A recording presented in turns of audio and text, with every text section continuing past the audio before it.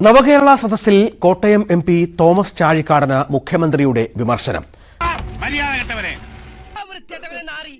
പരാതി സ്വീകരിക്കാൻ വേണ്ടിയുള്ള പരിപാടിയല്ല നവകേരള സദസ്സ് എന്നും കേന്ദ്രത്തിന്റെ അവഗണന ചൂണ്ടിക്കാട്ടുകയാണ് പരിപാടിയുടെ ലക്ഷ്യമെന്നും മുഖ്യമന്ത്രി വ്യക്തമാക്കി. വികടത്തം പൈതൃക സ്വത്താണ്. അതിന് ഈ ഭൂമി മലയാളത്തിൽ മരുന്നില്ല. പ്രസംഗം മുന്നോട്ട് പോയപ്പോൾ തന്നെ മുഖ്യമന്ത്രി ആദ്യ മുന്നറിയിപ്പ് നൽകി. മന്ത്രി റോഷി അഗസ്റ്റിനെ വിട്ടായിരുന്നു പ്രസംഗം ചുരുക്കാൻ നിർദ്ദേശം നൽകിയത്.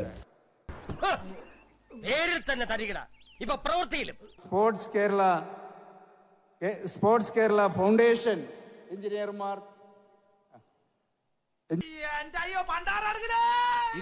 പരാതികൾ സ്വീകരിക്കലല്ല ഇതിന്റെ പ്രധാന കാര്യം.